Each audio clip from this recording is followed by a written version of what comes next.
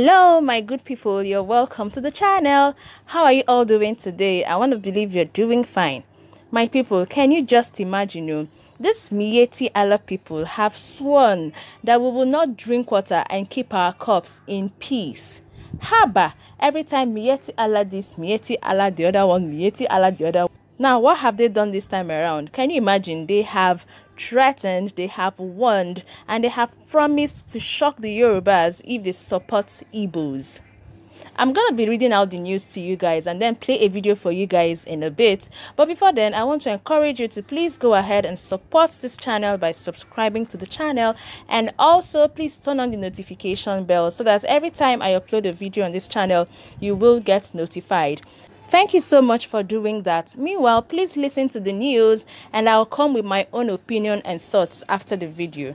So I read, Miyetti Allah Cattle Breeders Association of Nigeria, MACBAN, has uttered a warning to the southwestern part of Nigerian citizens, known as the Yorubas, not to support the Igbos in their lies and deceits, claiming to be agitating for Biafra.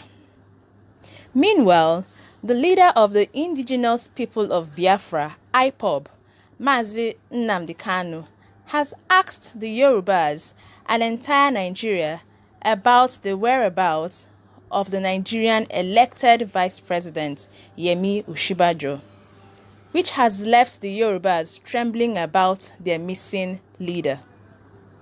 While speaking further, the Miyetti Allah made a brief warning to the Yorubas not to support nor listen to the Igbos, whose agenda is to deceive and also cause more harm to the people of Nigeria. According to the Miyetti Allah group, they said, the Yorubas has always been friends with us, and we will do everything to keep our unity strong. The Igbos are trying to break our unity with their false information. And if the Yorubas decide to support them, we will shock them. Hey! Oh my, no be small one, no. Be well, guys. Please watch this video and I'll come back with my opinion.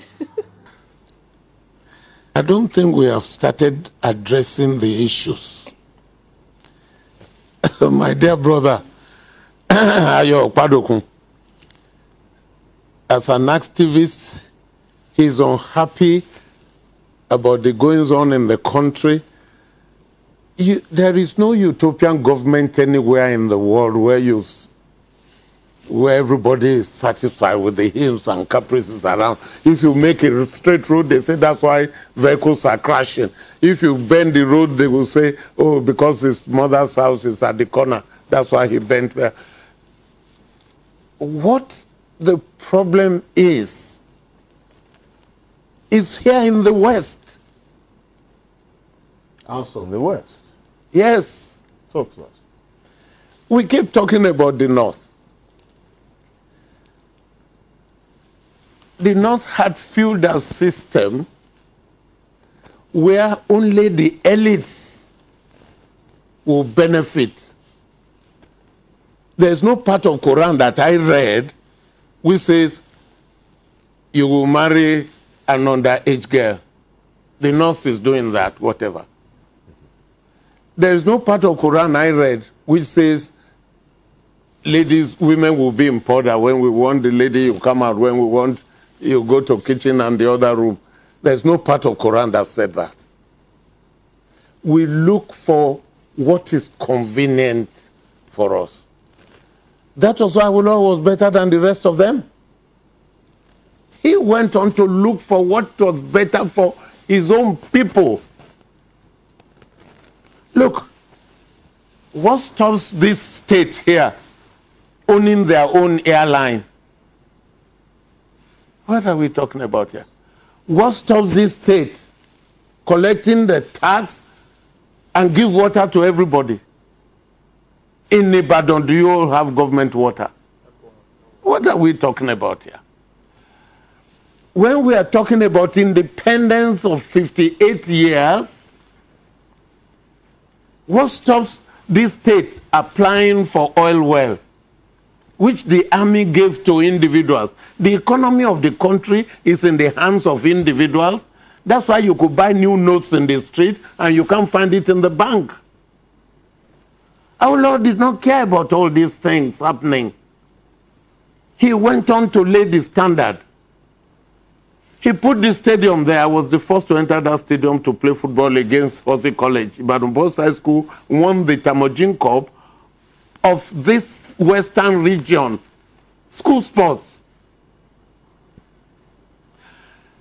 You had the television. Spain didn't have that. South Africa didn't have that. No other country in Africa had it.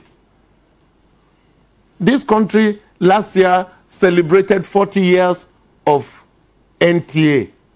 It's a piece of nonsense. We keep deceiving ourselves. If it was 40 years of NTA, but you say WNTV is NTA, is WNTV 40 years? But we celebrated 40 years. Let me tell you here again, and because of the people out there listening, I don't think you were born at independence, so you didn't see these things. Housing estate at Bodija. Show me any other government in this Oyo state that has put in another Bodija housing estate for workers. They all the members of their of their assembly, they got paid. They couldn't pay 18,000 minimum wage. The problem is here. And let us face it. When I say here, in the last election, we brought in Buhari. We were told, I live abroad, we were told that Buhari was sleeping at Tinubu's house. Maybe on his couch, whichever. Who called Buhari to come and be president? He had tried it 3 times, he didn't. And the West said, all right, we will give you our vote, we will give you the money, you will do this. What did we tell Buhari to do for the West? What did we tell Buhari to do for Nigeria that we are complaining now? He didn't tell you he was a competent person. He didn't tell you that. He wants to be president of Nigeria and he will gather people to run it. Wait a minute. Everybody is always complaining of the West, of the North. They know how incompetent they are. They will know how inefficient they are. That's why they are ineffective. That's a strong word. I am saying so on this television. Ineffective how? That is why everybody is complaining that Nigeria is not ruled well. It's called a feudal system, where we take the money from somewhere and we distribute to the elites, not the ordinary person. The elites are about 10% or 20% of Nigeria, and the rest 80% are paupers. And unless you are a pauper, why will you take 1,000 from me to give me your vote? That's why they didn't let their people go to school. The richest people are in the North. They are the richest in the country. They are the richest in Africa. But the poorest are still there because they are not resourceful. What stops the West from putting the road from Oyo to Iseyin? It's impossible. So that's the video, guys. Man, kudos to that man, kudos to that Baba. You know, they said, to whom honor is due, let honor be given. That man saw the truth, and then he said the truth the way it is, which lots of people would not come out on TV to say like that. So kudos to that man. Now back to the Miyetti Allahs. If I am correct, the last time I heard about these people was during that Amotekun period. You know, that time the news was always about Amoteku, okay? Now, I remember that as at then, that these Miyetti Allahs wanted the Amotekus to wanted the Yoruba people to include them in the Amotekun. These Amotekun, sorry if I'm not pronouncing it correctly, these Amotekun are supposed to be the Southwest security outfit, okay, Southwest security outfit. And then the Miyetti Allahs wanted their sons, their children to be included in this Amotekun, this Southwest security outfit. So I know at that time there were dragons back and forth, but I don't know how they eventually resolved it, if they included the Miyetti Allahs in their Southwest security outfit, if they eventually include them in their Amotekun. That one I do not know, because eventually I just lost tab with it. But in case if you know what eventually happened, please feel free to let me know in the comment section about it. Meanwhile, back to the main thing, back to these Miyetti people. There is still something, last time I checked, there is still something called freedom of association. In other words, you do not box people into what you want them to do, or who you want them to associate with, or who you want them to mingle with, or who you want them to support. You don't box people into that. That is why there is freedom of association, you know. It is really quite unfortunate that you people come, into another person's land, and then you issue warnings to them as to who they should settle with, whom they should support, whom they should relate with. It doesn't make sense in one bit. Imagine if the southeasterners or the southwesterners, who settle in your land come, those of them residing in the north come, and they issue such warnings to the northerners, telling them that. How would you guys feel?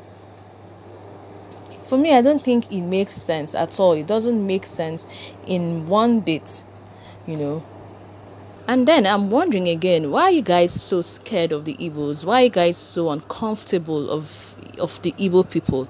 See, let me tell you guys the plain truth. There is really nothing working for an Igbo man except for hard work and the quest to succeed.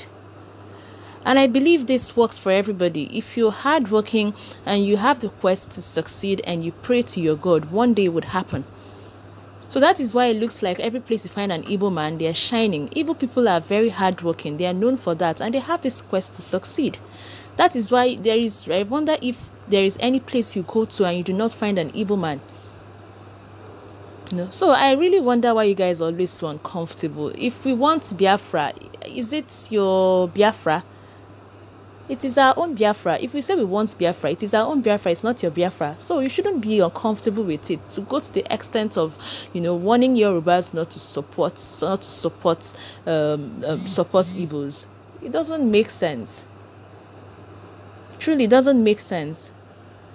I would have thought that even if there are better ways to pass on a communication, except if the news I read is not correct. But if I'm going by what I read, it was said that it's a warning. Wow, I tire. I really tire. Anyway, guys, I'd like to know what you guys think about this, all right, in the comment section below. Feel free to share your thoughts and opinions about this in the comment section below, and I'll be glad to read them and respond accordingly. And like I earlier said, please do not forget to subscribe to the channel and also turn on the notification bell, like and share the video, and thank you so very much for watching. Bye bye.